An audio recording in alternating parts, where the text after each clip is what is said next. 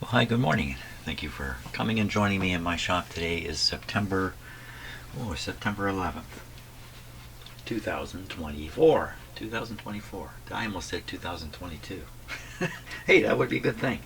Let's go back in time. Talking about going back in time, here's a radio that's going to take us back in time. Now, a couple of weeks ago, I worked on a nearly identical radio, another HRO, and the situation with that radio is just nothing short of fantastic. It looks very much like this. It's just a slightly different look to it, a different knob here. That other radio was probably from around 1940, 1939. That's probably when it was built. This one is much older. Just to do the age identification things, if you're an HRO expert, you're going to know all these things better than me. I'm still on the learning curve here, but this one you can date by looking at the type of knobs here. These have a high rise in them right in here. And this knob is a bit of a giveaway for the date of it. And the color of this knob here, of the tuning dial. All these things are giveaways on the dating of it. I'm going over this right off the bat because if you're really familiar with these radios, then you might be able to help me date this one. It has the pull switch for the meter, and the serial number is written right here. And we're going to start by looking at the serial number. Again, I'm trying to get this out right away at the start of the video because from what I can see, this may be very very rare version of this radio. Now they're all very similar. In fact, there's probably many production runs basically exactly the same radio coming out. My understanding is they built these things with production runs of around 200 or 250, something in that range, before they would make some alterations to it and then build another 200 of them. And each time they did another production run, they used the alphabetic letter in the serial number and advanced it one. So the first production one would be A, and the second production run would be B. So you might find numbers like, 115B. So that would be 115th radio in the production run B, which would be the second production run. From what I read about this guy, this radio is the A, B's, and C's are unknown. No one's ever produced one or found one. Well, it doesn't seem to be any A, B, or C's in existence. The reason for that, the guess, is that the A, B's, and C's were for special orders, and I guess they just evaporated and they went off to some purchaser somewhere and were eventually destroyed and lost. I guess, I don't know. This one appears to be number 124B. So if you're an HRO expert, when I say that, you might say, no, it can't be. The serial number is written right in here. It's partially occluded or blocked by this, by the antenna terminals that are located here. But we're going to take a look at that in a minute. In a minute or two. In the meantime, we're going to look a little closer at this radio. Now, like I say, the last one floored me because it worked as is, all original, and it worked well. And could be some issues with the alignment of the radio, but like in terms of dialing up a number and then looking at it on the chart, it wasn't matching very closely on that radio. But aside from that, the radio is extremely usable. This one I've done nothing to it. I have noticed it has a cord with 6 wires sticking out. Pretty comfortable with 4 of them, but 6, don't know what that's all about. And what else can we say? This thing came with this knob kind of frozen. If we look inside, I'm going to show you what I think is one of what could be a lot of problems, and I have not really looked this thing over closely, so we're kind of doing it for the first time here. First of all, if you turn the knob, nothing happens. Now, if you pull on the knob, this is what happens. it comes off. I only discovered that just a short while ago. The fact that the knob didn't appear to turn the insides, I thought, was because of some gear smash up in here. Now you understand much better what's inside this box, and though yeah, you're gonna have a hard time smashing up the gears inside here with this knob. You're more likely to spin this thing loose on the shaft by forcing it. Well, what's all the forcing about?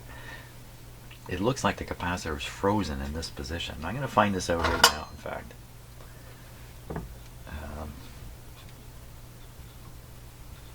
But this has to be the part that turns. I'm going to put a wrench on here. Don't anybody get too upset now, because I think the wrench can bite into this metal and mark it up. If I can get my wrench out of here. You want to turn it far. Just enough to know. Is this thing locked right up or not?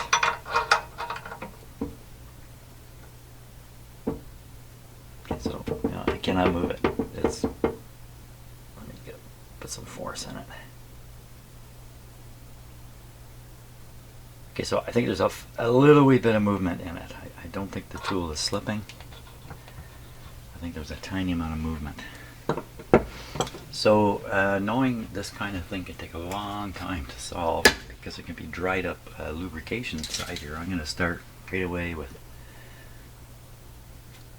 just a little bit of WD-40 here, and just, it's got a long ways to penetrate. It could take a long time. Okay, so we're going to go on the basis that this is just sticky because of lubrication. There's really nothing mechanically wrong with it. It's not frozen in place, never to move again. So I'm not going to panic over that. So let's look at some more of it. This gunmetal cover here denotes a certain date, or suggests a certain date on the radio. Apparently, these gunmetal ones and the shinier, like the non-black ones, are to die for. So people will acquire these and then stick them on their HRO where they shouldn't be. So the fact that this kind is sitting on this radio doesn't necessarily mean this came with this radio. Here's another thing that'll help date it. Again, if you're an expert in this stuff, and I am just a newbie, this guy can indicate a date. These things, this change, I think there was a very early one that might have had NC on it, like you see up here on it, and this one does not have that. So all those indications, especially the fat collared knobs here, suggest this is a later model, like a, who knows, like an N. I don't know. Maybe we'll find some more hints in here on how old it is. All the tubes are in place. This radio came from the same place as the other one, so perhaps the person the radio guy who had these things in the past, maybe he took care of them, so maybe that's why that other one worked. Although I don't think anybody took care of it. It's just all original.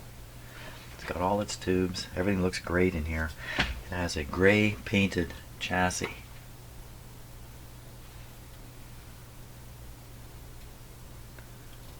Just looking around here a little bit. So nice shiny. Oh, crystal's a little loose there. Okay, Mr. B. Maybe we can call up Mr. B and ask him about this. Do you remember stamping HRO radio? Actually, he wouldn't be stamping the radio. This box was probably on a bench, being assembled on a bench, and then it's heading towards the main assembly bench where it's going in a radio, and that's probably where Mr. OKB stamped it. You can see something has run down the front of it here. So heavy scratch marks here. So I mean, the radio got used. I have the feeling every one of these got used a lot. This was a very important radio in the Second World War, especially for listeners in England. I think 2,000 of these radios were sent over to England. These were built in the United States. They were sent over to England and used in their spying, if I can call it that, eavesdropping. I guess there's a proper word for it. I can't think of it right now. They had a whole group of people, radio amateurs and others, trained to listen for the enemy signals and report what they were hearing. And a lot of them were using this radio, maybe even this radio, maybe. Where's this radio been? Well, it's here in Canada. The other radio that I had was purchased by the Canadian military, and I know that because it was altered in a very specific way. It had two more outputs installed here, output transformer installed, and the antenna termination was changed from a balanced antenna to an unbalanced antenna. So they actually installed a little balun in here, and they put a different connector with an SO259 on it and blocked this whole thing, which is one of the reasons why I cannot identify the serial number on the other radio. The other reason is it's covered right over on the other radio, so you can't read it. So I can see this one right now, 126B. I'll put a close-up camera on this, and if this turns out to be a B, from what I read, this would be the only B radio that's known. Hard to believe. It's hard to believe. So did this end up in the hands of the Canadian military? I don't know. Did it go over to England and come back? I don't know. That other radio I had, did it go over to Europe and come back? Probably did. This one, we just don't know anything about it at all. Made by National Company, Malden, Massachusetts. Okay, it did arrive here with this coil set in there. Let's pop it out. Just take a look at it. I'm not sure there's too much to see here. This one has a chart on each side. So this is a broadband, and this would be a band spread here. So for instance, the frequency here goes from 6.9 to 7.3. So that's right through the ham band. That's to make this radio attractive to ham radio operators. Now this one goes all the way from 3 up to 7. Oh, I never realized that. The other radio had a much better coil set in it. It went from 7 to 14, which is actually a pretty. If you're going to have a limited band, that's not a bad area to limit it to. It's a 3, 4. There's nothing down here to really listen to. It gets up to just above 7, but it does go through the 49 meter band. I'm talking about listening to broadcast radio, which these were not intended for listening to broadcast radio. These were really intended to listening to Morse code, essentially, or code. It's really what was big at that time for communicating. Yeah, this is 3.5 to 7.3, and this one says 3.5 to 7.3. Wait a minute, that's not supposed to be like that. It says, right, I don't know if you can see that in the camera, it says 3.5 to 7.3 megacycle coils. It says band spread, but then it shows 6.9 to 7.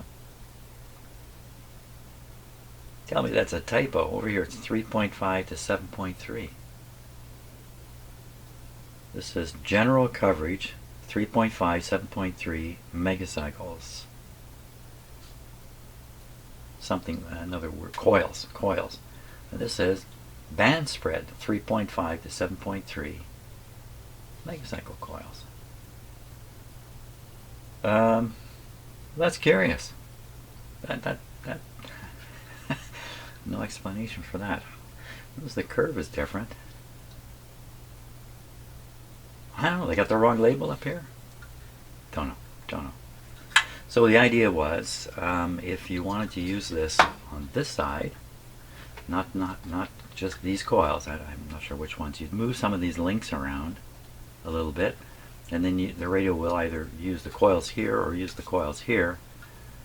And one set of coils is a band spread, and the other set is the regular general coverage, something like that. And these are the tuning adjustments for the coils. And look at these screws.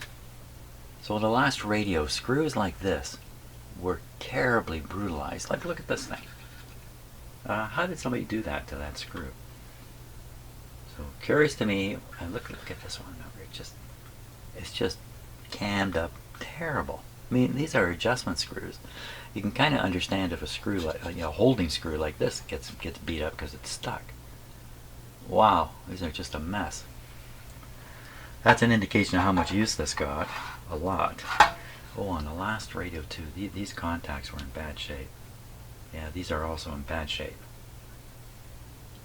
A little bit of corrosion, and plus they're worn right down.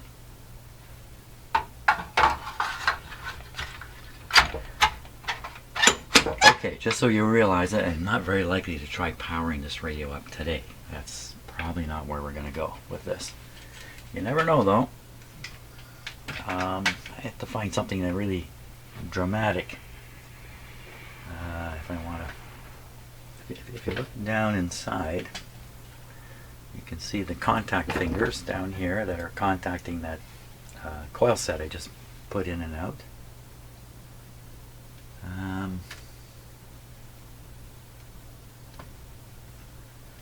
It's not a lot to see up here, really, beyond what we've already looked at. Okay, let's take a look at the back here again. There's not a lot to see back here. Now, this radio's normal output, which I guess is this guy here. This is looking for a 7,000 ohm speaker, and that speaker is going to act as the plate resistor and be right in the plate circuit of the output tube. That speaker is going to have B+ on it. I don't have such a speaker. Actually, you know what? I actually do, but I'm not sure I want to even try it on this. Then we have these two connections, which I believe you have to have a short between here. And the idea of this was you would extend two wires over to a switch or relay, and when you went to transmit, you would open this like it is now, and the radio would stop receiving. And of course you don't want the radio receiving when you're transmitting, you know, on an antenna just a short distance away. What exactly this is, I'm not sure. It's got some wires on it that have been cut off. Not sure what these are. Maybe speaker output. Same thing as on the front. The front would be where you want to plug your headphones in, and the back would be where you put a speaker. Not sure. Now let's take a good look at this cable. So I can see a conductor sticking out right here on this red wire. So kind of a rubber piece here. And you can see, oh, you can see the conductor on another wire right next to it. So that pretty much tells the story about this cable here. You know, maybe I could tape those up a little bit. What about the rest of the wire?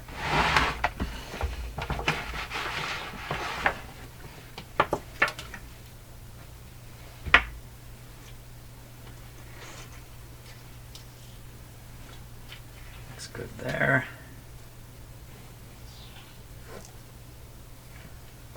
Pretty flexible. From 1936 or so. Maybe this could have been replaced. It's always possible. I think something like this would get replaced with some regularity because it's external to the radio and it's going to get beat up, especially in a military environment. Notice all the wires are peeled back, as if somebody was going to do something. Not me, but somebody's prepared this for something.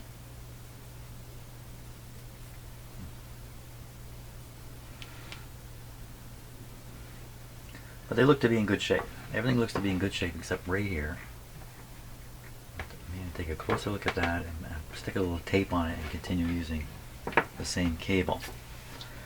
Okay, I think we need to take the bottom off the radio. Which side's heavy? It's pretty balanced, so we'll tip it this way. We got a sticker here. What is that? Put the close-up camera on there and we'll have a look.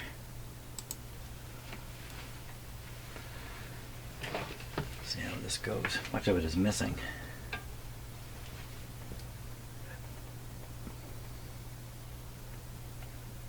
give my camera a chance to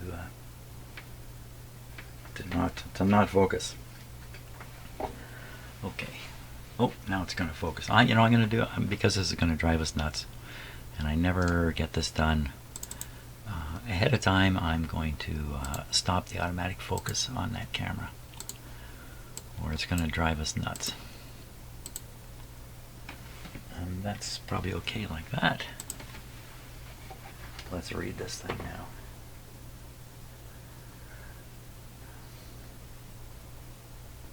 Adopted by the radio manufacturer.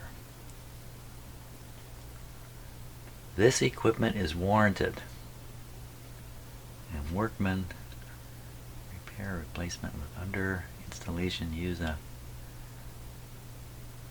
authorized radio dealer or wholesaler. All transportation 90 days from date of this warranty. So you put a warranty plate under. This warranty does not extend to any radio. So I'm having trouble moving the camera correctly here. Which correct?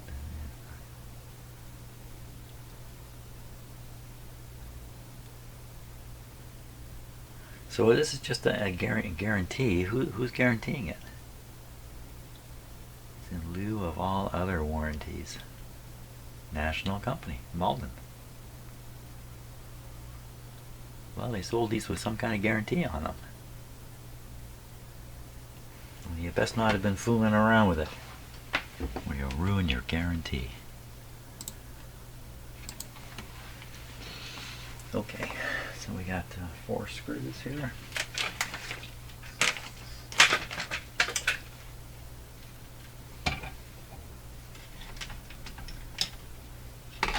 Yeah, I thought I'd come in here for a couple minutes and start this video and then stop, go have some coffee. But once I get going on this stuff,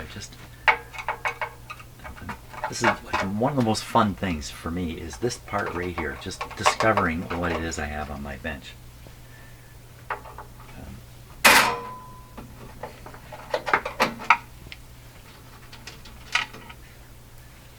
I'm the kind of person who likes to start things. I really don't like to finish them. It's a trait. Some people are the opposite. They don't want to start anything because they want everything to be finished, and they're really intent on getting things done and finished.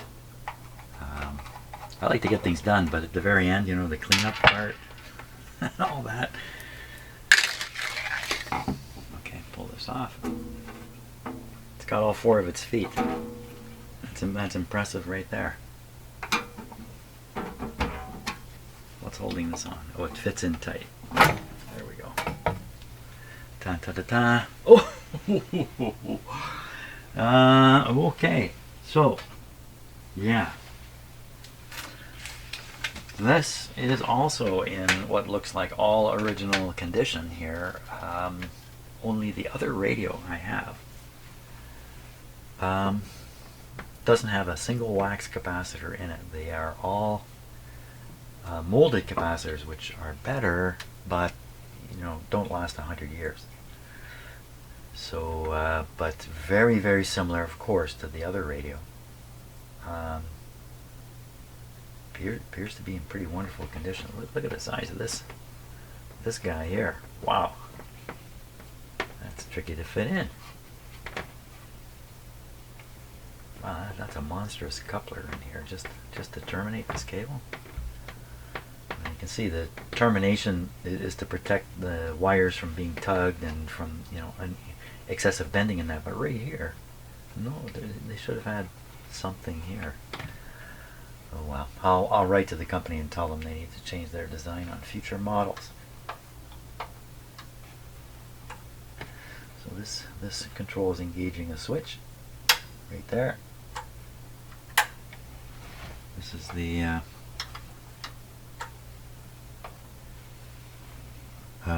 this is the oscillator.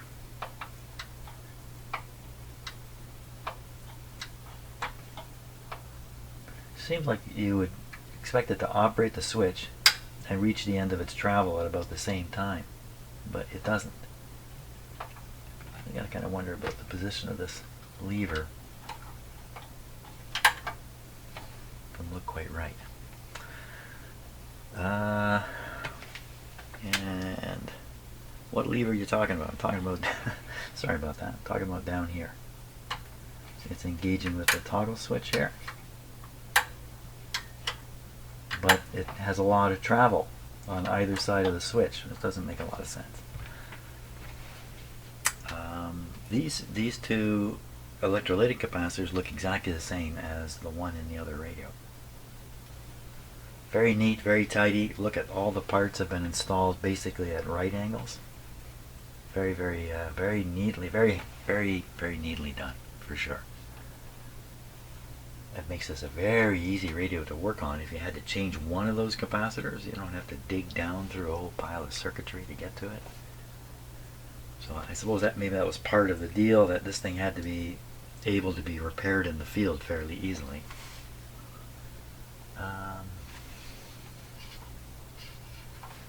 RF gain control. I wonder if this has been replaced. See the bright red wires and the bright solder here suggests to me that this something's been replaced here. Oh, this wire is going up through the top. It's going up through the top. That goes right into the crystal.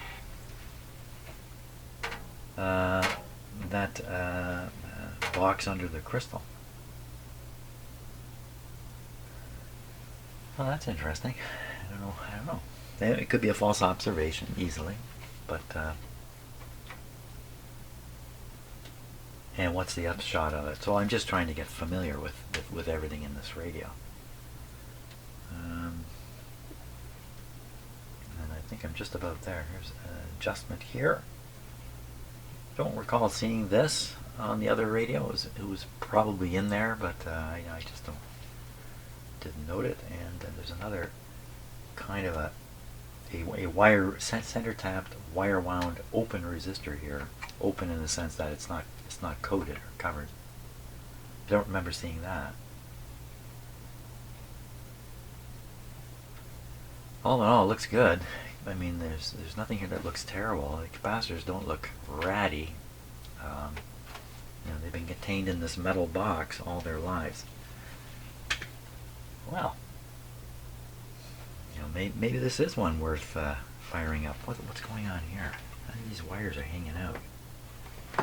They're going to this connector. This one is anyway. This one is also. Oh, this is not going anywhere. We got some cut wires here. And we've got an airborne solder joint. This is not original. This would not be done in the factory. Not when a radio looks like this. They're not going to have something like that floating around. So something has happened here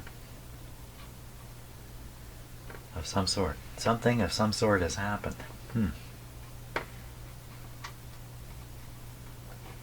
See, this wire too, just kind of looping around through space and coming down. It's just, look at the rest of the wiring in here. It's all been laid up against the cabinet.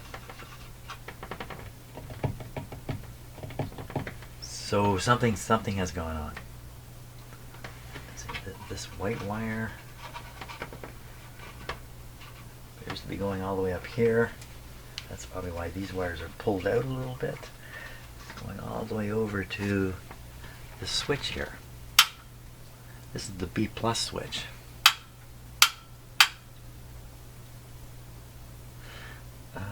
On the other radio, the B+ switch had failed. It failed to open, and I bypassed it. I installed a wire because it didn't have this cable. It doesn't. The other radio didn't have a cable sticking out like this. Am I remembering this right? And I put in my own cable wires for the high voltage feed. Yeah, so let's talk about that a little bit. 6 wires here. So I'm expecting 4 wires here. And the idea is 2 of them are carrying the AC that powers the heaters at 5 volts, I believe it was. 6 volts. And the other wires are carrying B+. Somewhere between, say, a low of 125 to a high of, I can't remember what it was, 250, something like that. And so you'd want to operate 200, 250, somewhere in that range. to get proper performance out of the radio. Those two voltages are not supplied by the radio at all. They got to come from an external source. And here in my shop, I have something fairly ideal for it, and that's this guy here. So powering them up is not bad, except that's only 4 wires. What are the other 2 that are in here doing? Now, if this is original, then right from the start, it had 6 wires coming out of this. Okay, so this has been prepared. These wires are prepared. So somebody was doing something with them.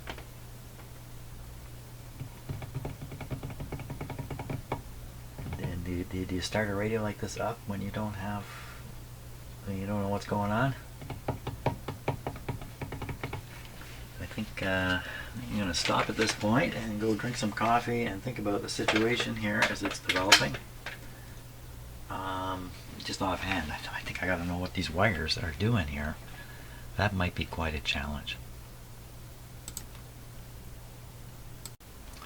And one of the things I said we would do is take a close look at the serial number. Let's just do that.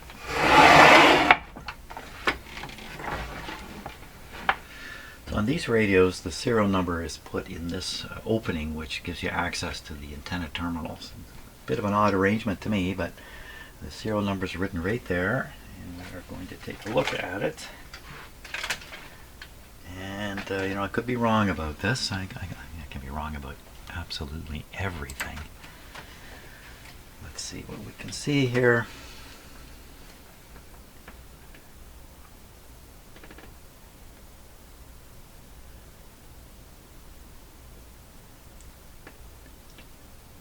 Now, what if that's upside down? It looks like 126B to me, but could it be 395T if it's upside down? Now, they wouldn't write it upside down. They would write it so you could look in and read it. That's pretty clearly 126B. I'm pretty sure I read that no A's, B's, or C's have ever been found. What, have I got the only B in the world here? The clear plastic mounting piece here is another sign of the age of the radio.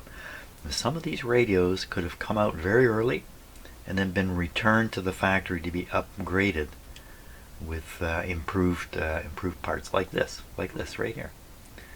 So it's possible that this plastic piece, I mean, look, it's covering the serial number. You wouldn't think they would do this in a factory situation right off the bat.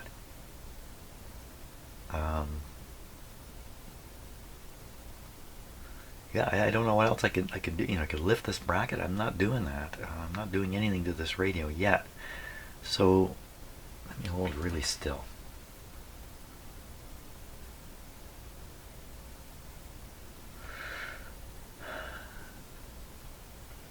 I don't know how you could interpret that in any other way. Look at the 2. I mean, 2 is clearly a 2. Same thing with the B. What else could that be? B. It couldn't be anything but B. Okay, well, there we are. Maybe I'm wrong about what I read about the scarcity of these radios. Or maybe I've got something different, something special here. I don't know. So I guess the deal here is we've got to sort out what those wires are that are cut underneath. Everything else looks to be intact, and I guess I'd also have to sort out 6 wires. What are 2 of them for? Yeah, maybe it's a speaker wire. Very heavy radio, considering it doesn't have a big transformer in it. So I've got it tipped up the other way this time. And you know what? This is the way I have the other radio all the time. So maybe I'll have an easier time recognizing things if I look at it the same way. So this is the the interrupting switch, which is used to mute the radio when transmitting. And then these two terminals here, which I'm guessing are speaker terminals. So one of the wires goes to this arrangement here. See, what would happen if somebody got a hold of this radio and they didn't realize that the speaker was driven by the plate current of the output tube? They could do some pretty silly stuff, like for instance, just plug a regular set of headphones in here. I don't think that would work out well. Or try hooking a speaker up in a place where you can't do it. But of course, these terminals, these are original to the radio. So I've already seen this white wire goes to the B+ switch. Both these wires, they're just going to and coming back from the B+ switch. One of them heads to this location, and the other one continues up into the, let's call it the schmozzle.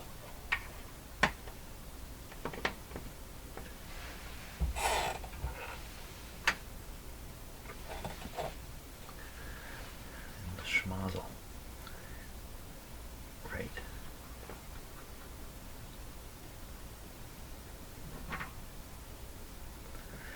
So you could guess that the B+ is sent down, back up to arrive at this location here, where here. So if this is where the B+ is being put into the radio, then up this way is where it's getting the B+ from outside. So we do see a red wire coming right here, connecting to this black wire, and then connecting to the schmozzle connection here. Also running out the back.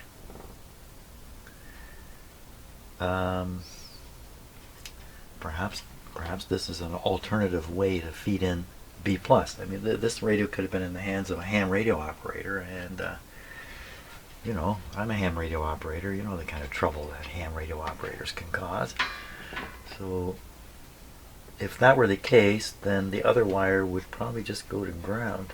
Oh, it's this one, it's this loose one. Appears to be going to the output tube here. This is the output tube, isn't it? Do I remember this right? Okay, let me look and see. Yes, got my finger on the output tube here. So, speaker connection. A B+ driven through the speaker to arrive at the tube. That's probably what's going on here. So this would be very same as what you've got on the front panel here, I would think. So we're not hooking a speaker to this, unless it's an 8,000 ohm speaker. Well, I certainly don't have such a thing. So what do you do in a situation like this? Do you drop in a 8,000 ohm or 7,000 ohm resistor here, and then tap across it with a capacitor and feed the audio off that way? One of the dangers of this radio, one of the things that was not so good about it, was you plug headphones in here, it's the same thing. The headphones are high impedance headphones, and they're carrying the plate current, so they have the B+ voltage on them. There. So basically, you'd be sticking 300 volt electrodes on your ears. It's just, goodness knows, people must have got weird shocks off this radio. And plus the thing about headphones and that, it's wear and tear. So every time you plug them in, take them out, move around, you're wiggling the wire. A chance of a wire failure is very high. Like this kind of thing happening only on the headphones. So we have a B+ on the red wire, and I think if I looked in a book, it would tell you on this cable the red wire is the B+. I bet you these two black wires are probably, I'm guessing, the heater. Could we spot that in here? We probably could. For instance, this is the center tapped wire wound resistor. That's a hint to me that this is on the heater circuit. And goodness knows, here's a wire coming right up to it. the other wire is a gray wire. So you got a gray wire and a black wire coming out of the bundle across this resistor. Maybe you study the schematic a little bit, we'll probably sort that out. Now there are some temperature compensating capacitors in here, or components. I think they're capacitors. Goodness knows which ones or where those are, what they look like or anything.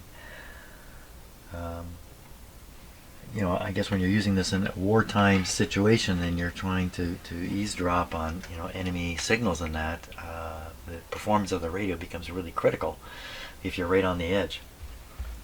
You know, listening to a very difficult signal to pick up and that. So why am I saying that? I can't remember.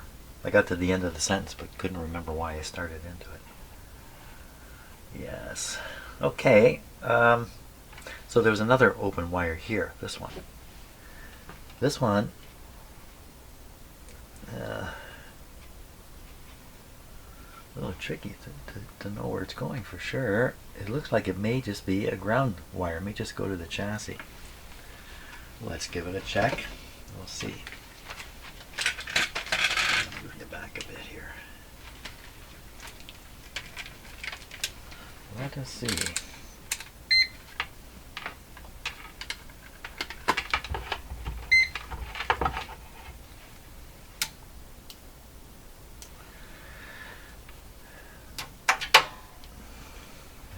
This wire. Nope. What about this wire? Nope. Let's just check. Let me touch something that is grounded here. Yeah, my meter's working. Let's check it again. This one. Not a ground wire.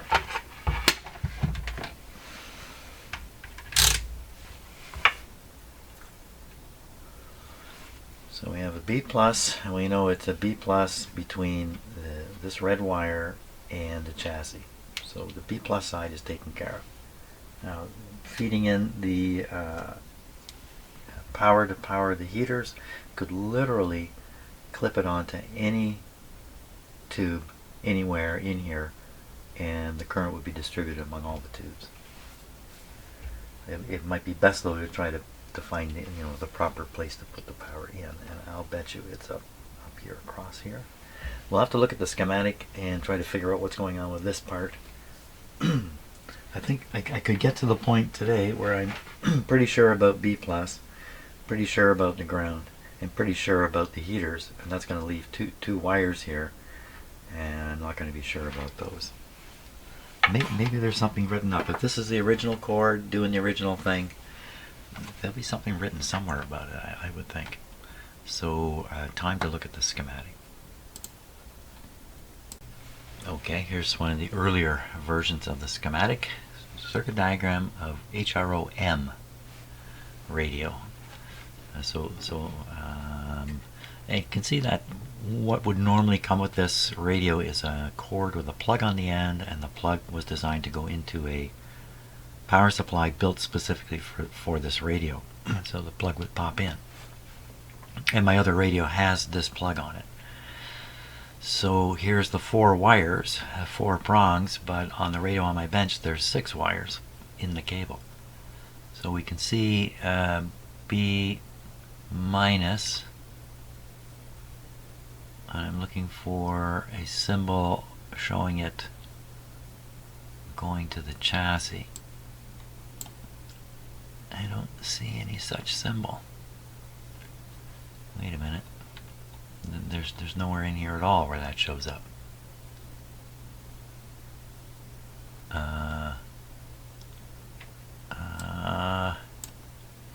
Here we are. Chassis. I think what they're saying is that this wire is the chassis. It's not a wire. If that's the case, then we can find a connection straight from there straight to here, and even if this isn't the chassis, it is connected to the chassis. So The B minus is between this terminal, the red wire, and the chassis. I'm very convinced of that. I'm sure that's how it was with the other radio too. And we come up, we go through the switch, which was broken on the other radio. I don't know about this one. And what's this? BSW. So this is I think the terminals on the back of the radio, and that need to have a jumper in them. No jumper, no operation, no B plus getting in. This looks like a meter adjust.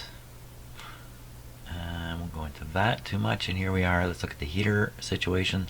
So there's the resistor with the center tab. Pretty undoubtedly. So we just got to basically connect across the resistor, or connect the wires that are hooked up across this resistor. There's a gray and a black one, if I remember right. You have to figure out which one those are on the end of the cable. Have to repair the cable. Now what about the other two wires? I mean, what could they possibly be? They could be an extension coming from here, but that doesn't make a lot of sense, because if you wanted to extend it from here, well, you'd have to hook up a separate pair of wires, and maybe that explains why there's no jumper in here. The jumper was taking place at the end of this cable, wherever that cable was going. And where was the cable going? We don't know. All the wires are exactly the same length. So it's as if somebody chopped the cable, peeled back the cover, exposed the 6 wires, and then stripped the ends of them. And what? He stripped them all 6. Well, we'll have to trace the unknown wires. But for now, I'm in a position, almost in a position, to comfortably power up this radio and see what happens. Yeah, I think I better go drink some coffee and charge up my brain a little more before I make decisions like that. So just in thinking about this, since the radio really requires just 2 voltage supplies, and I've kind of identified how that could be done, should I really worry about the other 2 wires that are sticking out? Just ignore them? Good question. I think I could probably just ignore them.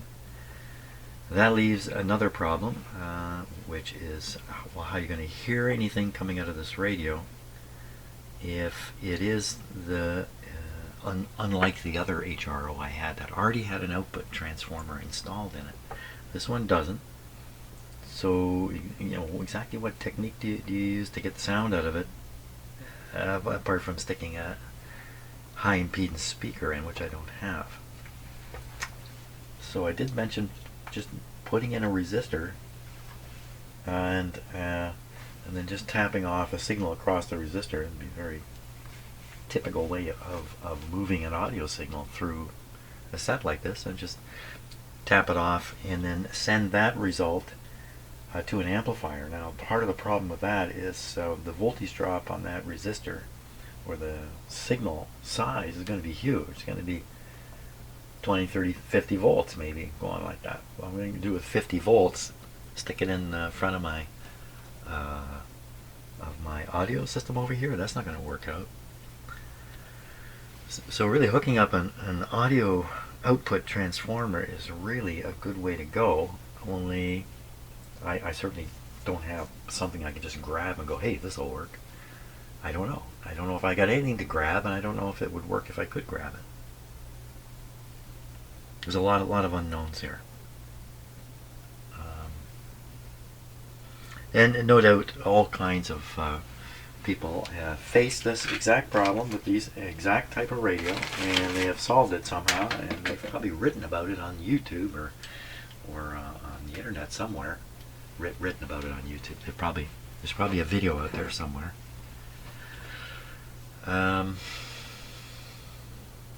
Could also do the resistor thing, take the high voltage audio signal coming off, run that through a transformer to knock it way down. Putting a transformer across a big resistor, well, that's not making a lot of sense either. Yeah,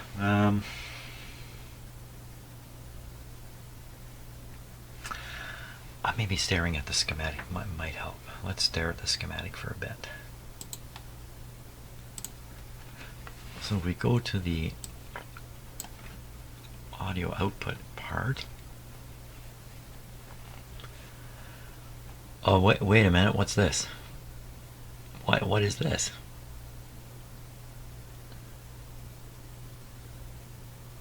There's an output transformer on here.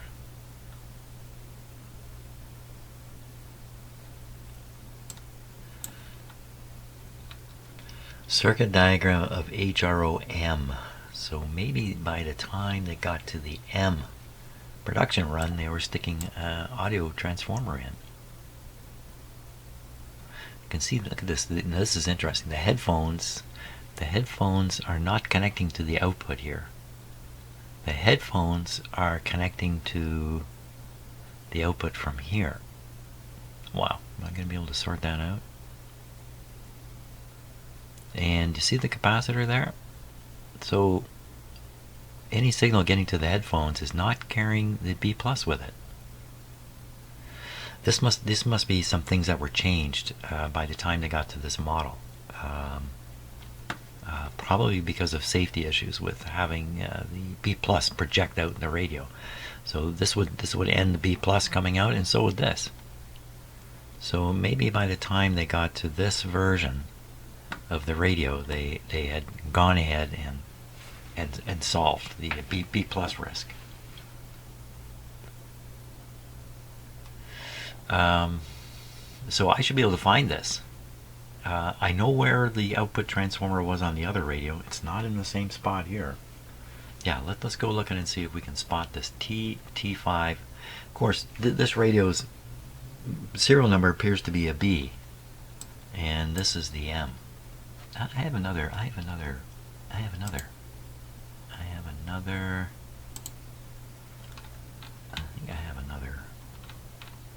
Maybe not here. I thought I had another better version of the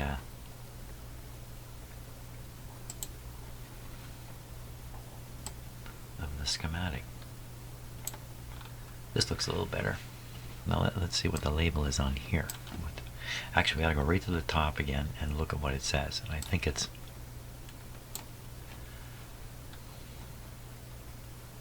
HRO series of receivers. 46. 46. Oh, that's late in the game. Manual supersedes all of these. 1945. Well, there could be a lot of these manuals around, many versions of them. So this is coming late in the game, this one.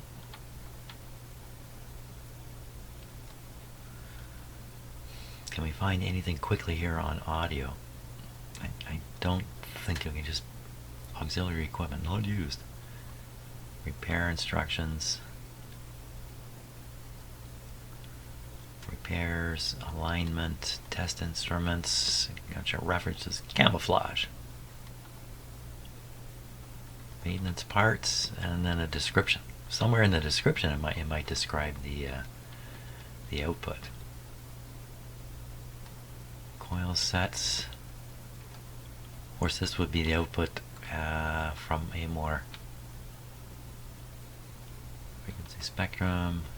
What's this chart? Frequency spectrum chart. Table of components.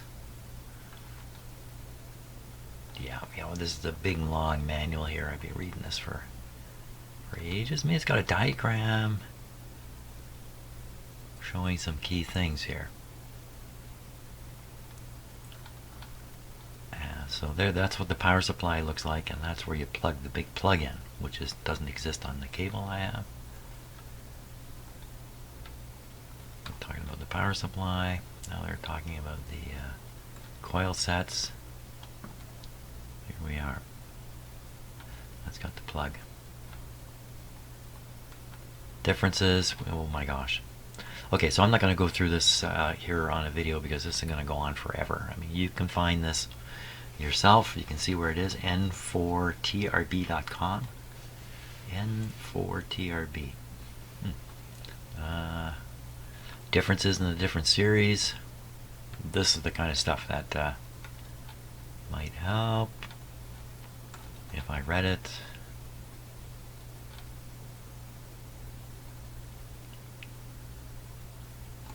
Receiver, cable, and plug. This is some other kind of power unit, opposed to the one we saw earlier.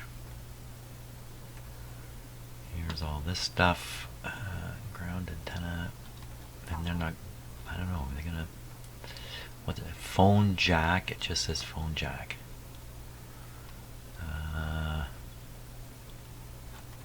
Yeah, I have to study this thing a lot longer. But look, I can't stop myself from going through it.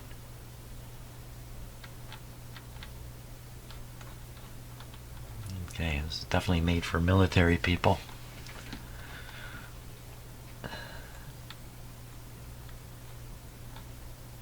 This is all tuning, corrective measures.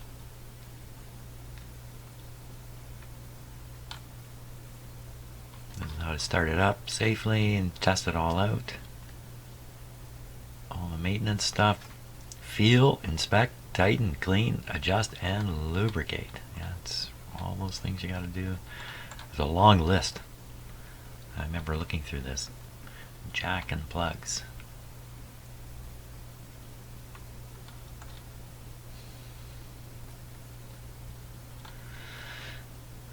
I apologize for dragging you through this.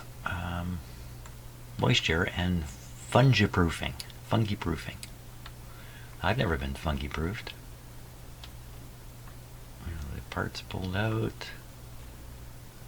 More parts pulled out. What are they showing here? Tuning capacitors. Well, it's really weird looking. I don't know why it looks like that. It looks like it was in a car accident or something. But again, I don't think we're going to output transformer. I don't think it's going to point to it. Not used. Repair instructions. Okay, I'm only halfway through this thing. I gotta stop. Yeah, let's look at the radio and see if we can spot the output transformer here. Okay, so I apologize for dragging you through the document there like that. I was hoping for a quick hit. Did not get one. So is there an audio transformer mounted anywhere here? There's really no spare space. Maybe I guess you could mount one right on the back, sticking right out. There isn't one. Oops. Now the other radio, they had mounted the output transformer right down in there. Almost as if there's a space for it right in here. There certainly isn't one here. And none of this is the output transformer. So I don't see one. I don't think there is one. So maybe what we've got here is a B production run, and it's been upgraded at least once. And that's why it's so confusing. Although, you know, these collars on the switches really don't match. You'd have to replace all that, like all these. Why would anybody do that if the radio was upgraded? This is a big giveaway here too. This switch. There was a push button here at one point, and to hold the button to read the meter. People got fed up with that, so then they put in a switch. You could turn on the meter, turn off the meter. That came a little later in the game, but again, you know, it could be retrofitted. This could have come with the original Pearl style push button and then gone back for upgrades and come out like this. Who knows? How are we supposed to know what has happened to this guy? But this is not factory work. This is not what a factory does. So some hand guys fooled around in here. Are all those 6 wires connected? Maybe some of them aren't even hooked up. Maybe he only had a 6-wire cable. He only needed 4. If that would be the case, then he would probably cut the unnecessary wires off pretty tight in here. I'm having trouble seeing in there. Let me just boost up the light here. Too many things are black in this radio. Okay, so we want to look at each wire coming out of the cable and see that it's going somewhere. Let me get my pointing stick. So the red one obviously is going here, and the black one is obviously going there. Then we have another gray one, which is going to the bottom of this terminal. So this gray one and this black one are the heaters. This red one's the B plus. And now there's another black one going to a chassis connection here. Where's the other wires? Where? Oh, maybe I'm right. That there actually is no other wires. Oh, you know what is it? It's a technique to fool the enemy. Like if the radio was captured by the enemy, they'd end up with this cord. They wouldn't know what to do with it. This would leave them confused forever. Yes, I'm just joking in case you're... sometimes my dry humor... You know, I think there's only 4 wires coming out of this end of the cable.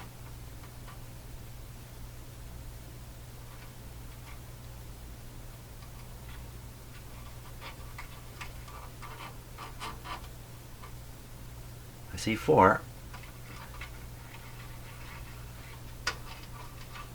It's just 4.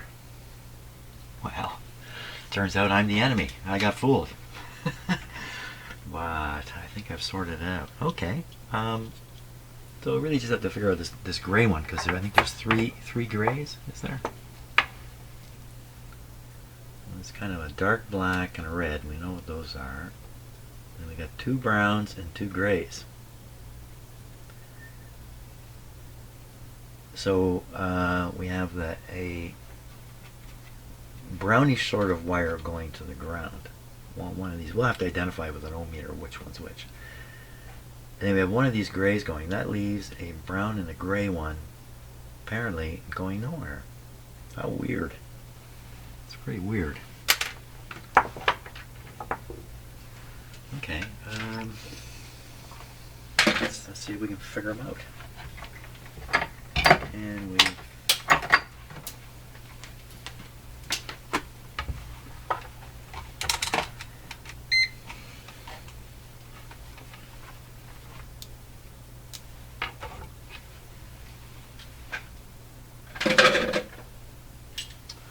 Okay, so let's use a clip lead here to make this easier.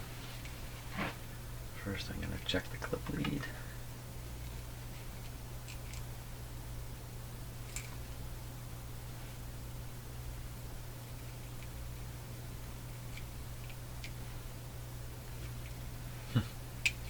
Okay, I'll put that in my bundle of clip leads to be checked. Let's try another one. Not this one.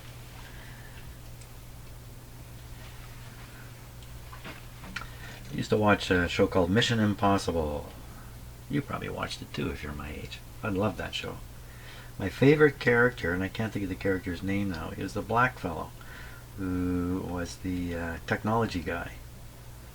And what used to just amaze me was this character could walk into any building, find a panel and open it, take out a couple clip leads, clip things together. He knew what to clip. He knew what to clip together. I was so excited by that.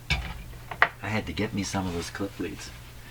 Here I am later in life, and I got a big pile of clip leads down here. Yeah. I'm trying to emulate my hero. I just thought the guy was great. He had this non-emotional face. He never had an emotion on his face. None of them actually did, come to think of it. I loved that show.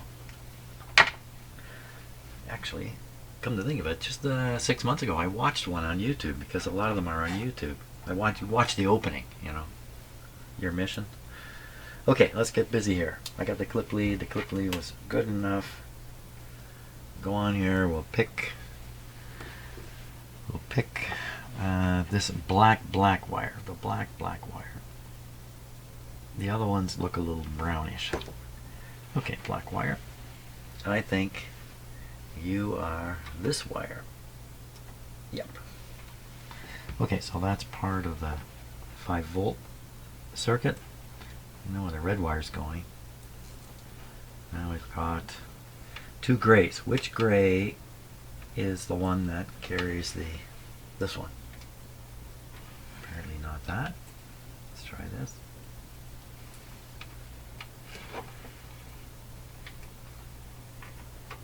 Apparently not that one either. Something's going wrong here.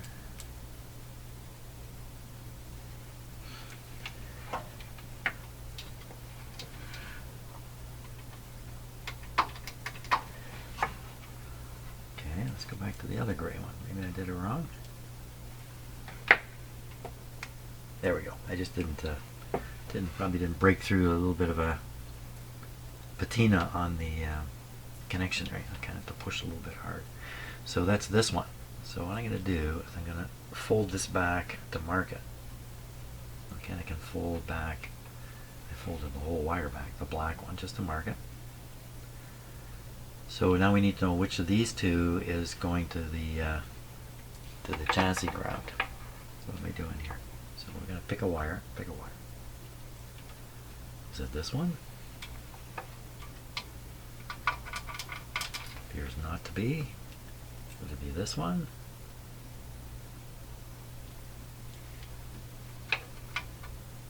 There it is.